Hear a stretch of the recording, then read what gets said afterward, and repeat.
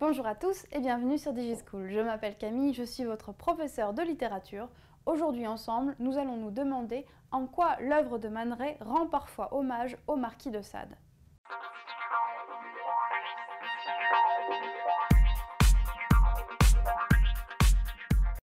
Comme nous l'avons dit dans des vidéos précédentes, le surréalisme s'intéresse beaucoup à la vie et à l'œuvre du Marquis de Sade.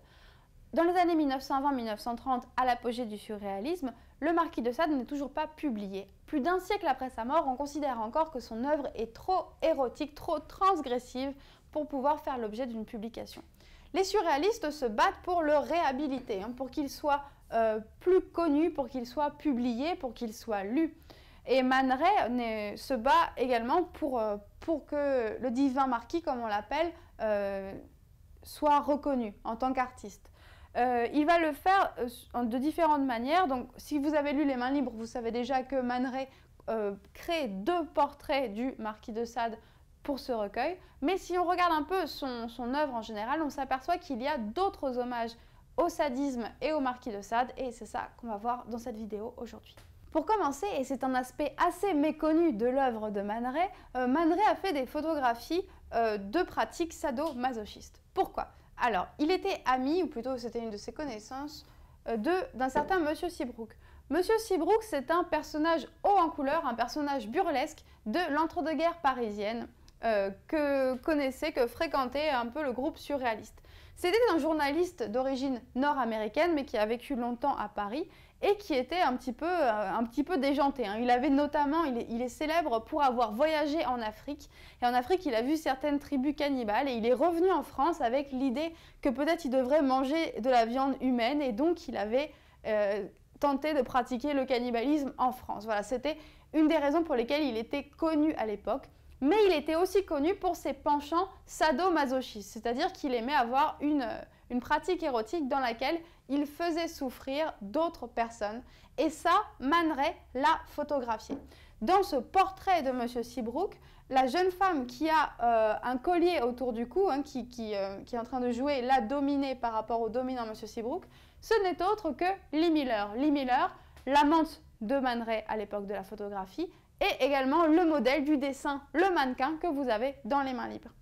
Par ailleurs, on ne l'a pas mis sur l'écran, mais Man Ray a créé une série de photographies érotiques inspirées par le sadisme qui s'intitule The Fantasies of Mr. Seabrook, les fantaisies de M. Seabrook. Voilà, donc ça c'est probablement les œuvres de Man Ray, les photographies de Man Ray les plus marquées par l'esthétique du Marquis de Sade, en fait, par l'influence du Marquis de Sade. Deuxièmement, et c'est assez méconnu mais c'est très important, Man Ray a eu l'occasion dans sa vie de photographier l'un des manuscrits les plus célèbres au monde. C'est le manuscrit des 120 journées de Sodome qui est l'une des œuvres phares, un pilier de l'œuvre du Marquis de Sade. Alors ça, c'est un manuscrit, si vous ne le connaissez pas, il faut connaître son histoire, c'est une histoire incroyable. C'est en fait un rouleau de papier qui fait plus de 12 mètres de long sur 12 cm de large. Et le Marquis de Sade a écrit les 120 journées de Sodome sur ce rouleau donc de plus de 12 mètres de long, recto verso. Pourquoi un rouleau de papier? Parce que comme il était à l'époque emprisonné dans la prison de la Bastille, il a écrit en 1785, il était embastillé, on dit, il roulait le manuscrit sur lui-même pour pouvoir le dissimuler plus facilement sous une pierre. Donc c'est un manuscrit à l'histoire passionnante. Alors comment Man Ray en est-il arrivé à photographier ce manuscrit? Je l'ai dit, le Marquis de Sade a rédigé les 120 journées de Sodome sur ce rouleau de manuscrit et lorsque la Révolution française arrive le 14 juillet 1789 et que les révolutionnaires prennent le pouvoir dans la Bastille, qui libère les prisonniers dans la Bastille, eh bien le Marquis de Sade est l'un des rares prisonniers à être libéré ce jour-là. Donc le Marquis de Sade prend la fuite et il laisse derrière lui le manuscrit des 120 journées de Sodome dans le rouleau de papier donc dissimulé. Qu'est-ce qui s'est passé après avec le manuscrit? On ne sait pas exactement, mais quoi qu'il en soit, au début du XXe siècle, le manuscrit des Journées de Sodome réapparaît en Allemagne. Un psychanalyste le publie sans nom d'auteur, forcément. Et puis finalement, un spécialiste de Sade qui s'appelle Maurice Hein et qui habite près de chez Man Ray apporte le manuscrit à Man Ray pour que Man Ray le photographie. Et voilà comment Man Ray a eu l'occasion de photographier l'un des plus beaux manuscrits au monde. C'est l'un des manuscrits les plus célèbres dans le monde entier.